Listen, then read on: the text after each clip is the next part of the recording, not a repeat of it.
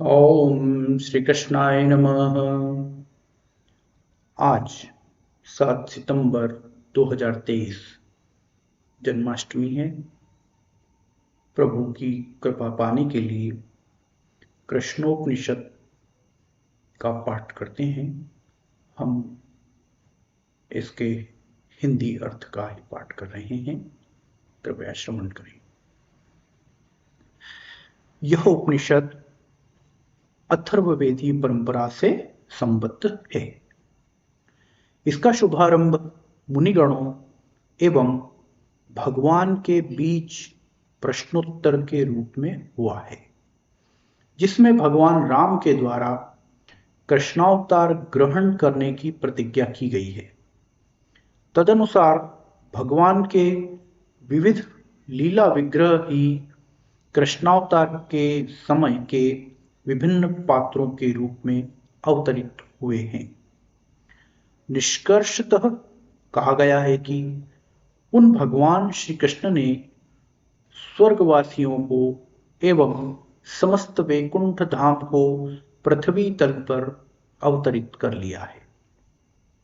जो भी मनुष्य इस तरह उन भगवान को जानता है, वह समस्त तीर्थों के फल को प्राप्त कर लेता है और शारीरिक बंधनों से सदा के लिए मुक्ति प्राप्त कर लेता है। इसी फलश्रुति के साथ यह उपनिषद पूर्ण होती है।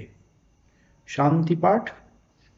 हे देव, हम कानों से कल्याणकारी बातें सुने, आंखों से कल्याणकारी दृश्य देखें, हम हष्टपुष्ट अंगों और शरीर से ईश्वर द्वारा प्रदत्त पूरी आयु देवहित कार्यों में बितावें। महान कीर्ति संपन्न देवराज इंद्र हमारा कल्याण करें। सर्वज्ञाता पूषा देवता हमारा कल्याण करें। अरिष्ट नेमी जिसकी गति अवरुद्ध न की जा सके, तार्क्ष यानी गरुड़ तथा बृहस्पति देव हमारा कल्याण करें। त्रिविध पापों की शांति हो। उपनिषद प्रारंभ होती है।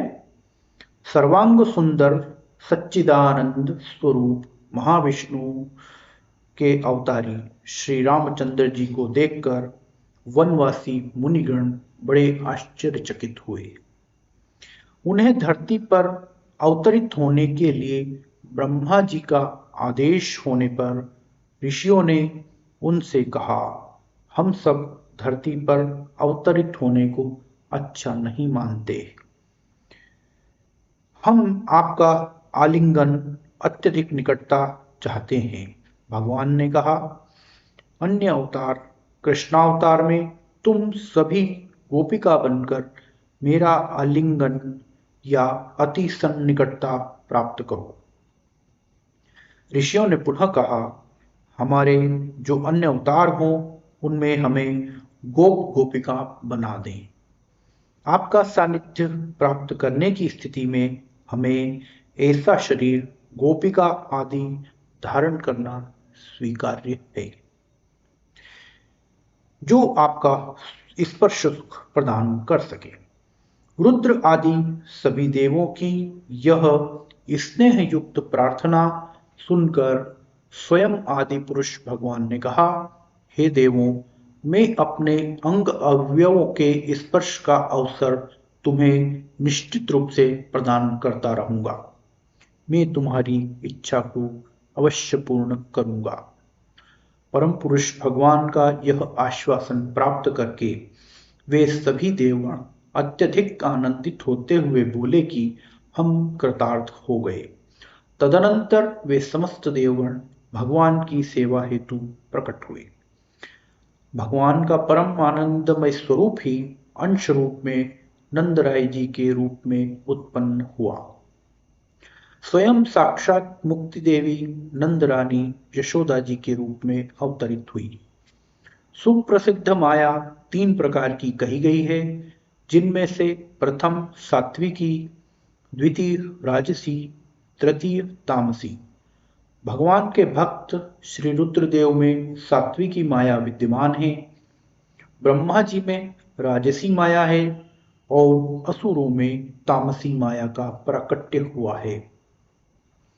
इस प्रकार से यह 3 प्रकार की बतलाई गई है। इसके अतिरिक्त जो वैष्णवी माया है उसको जीतना हर किसी के लिए असंभव है। इस माया को प्राचीन काल में ब्रह्मा जी भी पराजित नहीं कर सके। देवता भी सदा जिसकी वैष्णवी माया की स्तुति करते हैं, वही ब्रह्म विद्यामयी वैष्णवी माया ही देवकी के रूप में प्रादुर्भूत हुई। निगम अर्थात वेद ही वसुदेव हैं, जो निरंतर मुझ पूर्ण पुरुष नारायण के विराट स्वरूप की स्तुति करते हैं। वेदों का तात्पर्यभूत ब्रह्म ही श्री बलराम एवं श्री कृष्ण के रूप में इस पृथ्वी पर अवतरित हुआ। वह मूर्तिमय वेदार्थ ही वृंदावन में विद्यमान गोप एवं गोपियों के साथ क्रीड़ा करता है।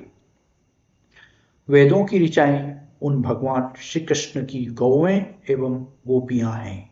ब्रह्मा जी ने लकुटी का रूप धारण किया है तथा भगवान रुद्रवंश वंशी बने हुए हैं।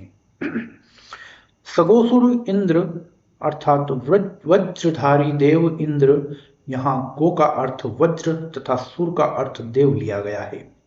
शृंग सिंह का बना वाद्यंत्र का रूप धारण किए हुए है।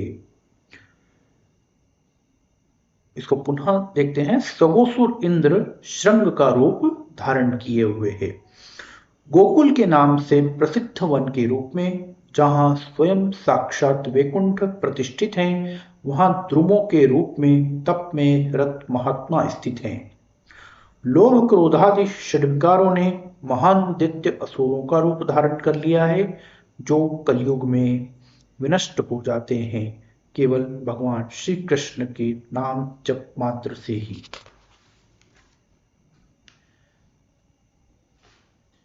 स्वयं साक्षात भगवान श्री हरि ही गोप रूप में लीला विग्रह का रूप धारण किए हुए हैं।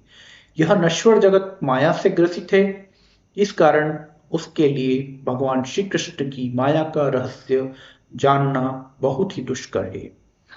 वह प्रभु की माया सभी देवताओं के लिए भी दुर्जय है। जिन भगवान की माया के वश में होकर ब्रह्मा जी लकुटी का रूप धारण किए हुए हैं तथा जिन्होंने भगवान शिव को वंशी बनने के लिए विवश कर रखा है, उन प्रभु की माया को सामान्य जगत किस प्रकार जान सकता है। निश्चित रूप से देवों का जो ज्ञान युक्त बल है, उसे भगवान की माया ने क्षण भर में हरण कर लिया है। श्री शेषनाग जी श्री बलराम के रूप में जन्मे और सनातन ब्रह्म ही भगवान श्री कृष्ण के रूप में अवतरित हुए। भगवान श्री कृष्ण की रुक्मिणी आदि 16,108 रानियां ही वेदों की ऋचाएं एवं उपनिषद हैं।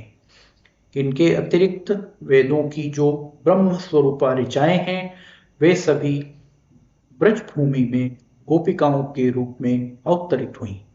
द्वेष ही चाणूर मल्ल के रूप में है, मत्सर ही दुर्जय मुष्टिक रूप में तथा दर्प ही कुवलयापीड़ हाथी के रूप में प्रकट हुआ है। गर्व ही आकाश में गमन करने वाले बकासुर राक्षस के रूप में अवतरित हुआ है।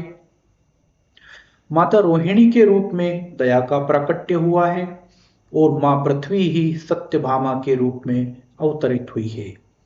अघासुर के रूप में महाव्याधि और स्वयं साक्षात कली ही राजा कंस के रूप में प्रकट हुआ।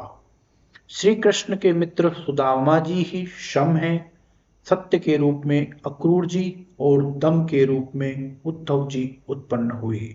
शंख स्वयं विष्णु रूप है और लक्ष्मी का भ्राता होने के कारण वह लक्ष्मी रूप भी है। उसका प्राकट्य क्षीर सागर से हुआ है। मेघ के सदृश उसका गंभीर घोषनाद है।